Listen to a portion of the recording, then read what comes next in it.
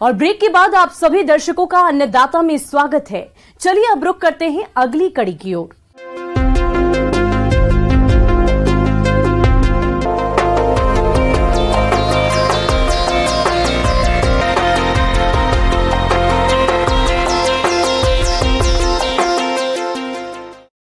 नई और उन्नत तकनीक से किसानों ने फसलों की पैदावार में वृद्धि देखी है।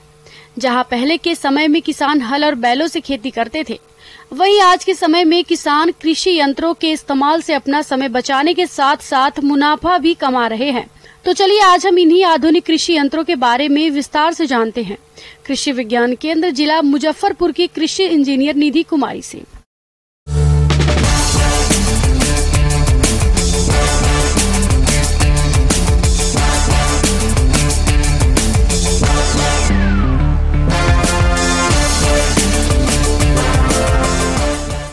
अगर हम बात करें कि खेती अगर करनी है तो पहला जो एक काम होता है जो बीज बोने का, उससे पहले हमें खेत को तैयार करना पड़ता है।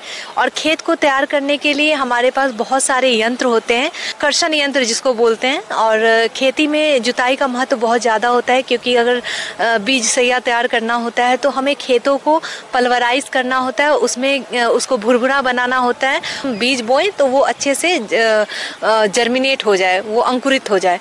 तो इसके लिए हमारे पास दो तरह के इम्प्लीमेंट्स होते हैं, टीलेज इम्प्लीमेंट्स जिसको बोलते हैं। एक तो होता है प्राइमरी जिसको बोलते हैं प्राथमिक कर्षण यंत्र, दूसरा होता है द्वितीय कर्षण यंत्र।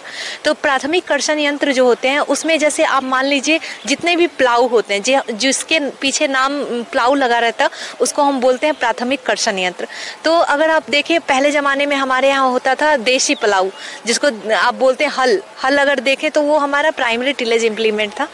तो अभी भी जैसे आप देखेंगे गांव में बहुत ही रेयर हो गया है कि दो उसको बैल लगा के हम उसको प्रयोग में लाते हैं। तो इससे क्या होता है, एक लाइन बस आपका होता है, तो इसकी एफिशिएंसी काफ़ी कम होती है। तो हम लोग अब आ गए हैं मोल्ड बोर्ड प्लाऊ की तरफ। मोल्ड बोर्ड प्लाऊ भी आप चाहें तो इसको बुलॉक से भी चला सकते हैं, जिसको बोलते हैं बैल से चला सकते हैं, और नहीं तो इसको हम ट्रैक्टर ड्रॉन वाला चलाते हैं।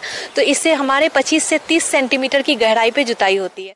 मोल्ड बोर्ड हल ये एक ट्रैक्टर चलित यंत्र है। इसका फार छड़फाड़ यानी बार टाइप प्रकार का होता है तथा ये उच्च कार्बन स्टील या कम मिश्रित स्टील का बना होता है। इस हल की जुताई की गहराई का नियंत्रण हाइड्रोलिक लीवर से या ट्रैक्टर के 3 पॉइंट लिंकेज से करते हैं। इस हल से सख्त मिट्टी को भी आसानी से तोड़ा जा सकता है। इसका प्रयोग हरी खादों को मिट्टी में मिलाने के काम में भी होता है, लेकिन ये उसको उतने अच्छे से मिलाता नहीं है, मिक्सिंग नहीं करता है, ये बस कट करता है। तो इसलिए मोल्ड बोर्ड प्लाऊ को हम उतना प्रेफर नहीं करते हैं। लेकिन अगर मिट्टी हल्की है तो आप इसको लेके चला सकते हैं। तो ये होता है एक मोल्ड बोर्ड प्लाऊ।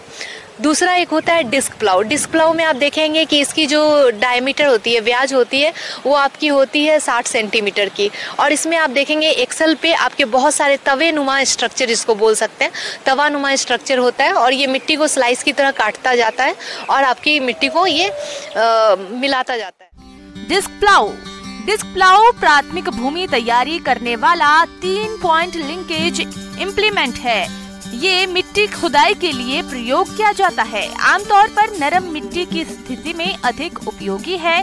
कुछ डिस्क प्लाऊ में 2 से 4 बॉटम प्लाऊ होते हैं। इसको खुदाई की गहराई और दिशा के अनुसार व्यवस्थित किया जा सकता है। तो इसकी जो ब्याज होती है थोड़ी ज़्यादा होती है, 60 सेंटीमीटर। तो इसका जो एफिशिएंसी होता है थोड़ा ज़्यादा होता है डिस्क प्लाऊ का। उसके बाद हमारा होता है का सबसॉइल प्लाऊ। सबसॉइल प्लाऊ होता है क्या, आप देखेंगे लोगों को कि बहुत सारा रोटावेटर चला के उन्होंने हार्ड पैन तैयार किया है, क्योंकि हार्ड पैन तैयार होने से हमारे मिट्टी के नीचे पानी का संग्रह नहीं हो पाता है। मतलब पानी जो है वो एक लेयर 40-45 सेंटीमीटर के नीचे वो जाता ही नहीं है, क्योंकि हमारी हार्ड पैन तैयार हो जाती है। तो हम लोगों को बोलते हैं कि सबसॉइल चलाएं। ट्रैक्टर चलित सबसॉइलर हल। इस हल में एक हरिस होता है जो उच्च कार्बन स्टील का बना होता है। हरिस ऊपर एवं नीचे निकले हुए किनारे को दृढ़ता प्रदान करता है। एक खोखला स्टील का एडॉप्टर होता है जो हरिस के निचले भाग में लगा होता है और फार को मदद प्रदान करता है। इस यंत्र का फार उच्च कार्बन स्टील का बना होता है। यंत्र की गहराई ट्रैक्टर की हाइड्रोलिक प्रणाली द्वारा नियंत्रित की जाती है। हल का प्रयोग गहरी जुताई के लिए किया जाता है, जिसमें मिट्टी की जल धारण करने की क्षमता बढ़ती है। तो ये 60 से 70 सेंटीमीटर के नीचे के हार्ड पैन को तोड़ देता है। इससे पानी का रिसाव खेत में अच्छा होता है, जो हम बोलते हैं कि गर्मियों में भी मिट्टी में नमी संरक्षित रहता है। ये सारे प्लाऊ हमारे प्राइमरी में आते हैं, जिसको बोलते हैं प्राथमिक कर्षण यंत्र। दूसरा जो बोलते हैं हम द्वितीय कर्षण यंत्र होता है। द्वितीय कर्षण यंत्र में आपका जितना भी देखें, कल्टीवेटर है, रोटावेटर है, ये सब आपके द्वितीय कर्षण यंत्र होते हैं। और हैरो, ये 3 जो होते हैं मेनली हमारे द्वितीय कर्षण यंत्र हैं। तो कल्टीवेटर में आप क्या करते हैं, कल्टीवेटर आपने देखा होगा कि उसका फ्रेम होता है और उसमें 7 से 13 टाइन्स लगे होते हैं। टाइन्स कहते हो कैसे होते हैं, शॉवेल जैसे होते हैं, और इसमें एडजस्टेबल नट भी होते हैं। मतलब अगर आप चाहें तो उसकी दूरी को घटा या बढ़ा सकते हैं। तो कल्टीवेटर में क्या होता है, ये थोड़ा अच्छा माना जाता है क्योंकि इसमें आप मिट्टी को पलटते भी हैं और मिलाते हैं। आप देखेंगे मिट्टी फाड़ की तरह कटता है और मिलता जाता है। तो इसमें कल्टीवेटर भी बहुत अच्छा काम करता है और काफ़ी प्रचलित है कल्टी के नाम से अपने यहाँ। उसके बाद अगर देखें तो दूसरा होता है हमारे यहाँ हैरो। हैरो में हमारे यहाँ डिस्क हैरो काफ़ी प्रचलित है। जैसे मान लीजिए जहाँ पे खरपतवार की समस्या खेतों में ज़्यादा होती है और मिट्टी भी थोड़ी कठोर होती है, लेकिन पथरीला नहीं होना चाहिए, मिट्टी कठोर अगर है तो आप हैरो चला सकते हैं। हैरो में क्या होता है, 2 एक्सल होते हैं। ये तवानुमा स्ट्रक्चर होता है, जैसे डिस्क प्लाऊ आपने देखा होगा वैसे ही तवानुमा होता है, लेकिन ये 2 ऑफसेट में आते हैं। मतलब 2 एक्सल पे 2 डिस्क लगे रहते हैं, नंबर ऑफ डिस्क लगे रहते हैं। तो इससे क्या होता है, मिट्टी कटती भी है स्लाइस की तरह 40 से 45 सेंटीमीटर गहरी, और उसको मिलाती भी है। और खरपतवार या जो भी स्टबल भी अगर खेत में, जिसको बोलते हैं पुआल अगर रह गया या डंठल छूट गया है, तो वो भी मिक्सिंग करता हुआ वो खेत में जाता है। तो इससे काफ़ी मिट्टी भुरभुरी होती है और इससे आपका खेतों में मल्च भी मतलब मिल जाता है, स्टबल भी मिल जाता है। उसके अलावा बात करें तो रोटावेटर है हमारे पास। रोटावेटर में क्या होता है कि मिट्टी भुरभुरी भी होती है और वो साथ साथ वो प्राइमरी और सेकेंडरी टिलेज दोनों ही साथ में अच्छे से करती है। लेकिन रोटावेटर हम ज़्यादा रिकमेंड नहीं करते क्योंकि हार्ड पैन बहुत जल्दी तैयार होता है रोटावेटर में। इस प्रकार यंत्रों के उपयोग से उपज में 30% तक की वृद्धि हो सकती है।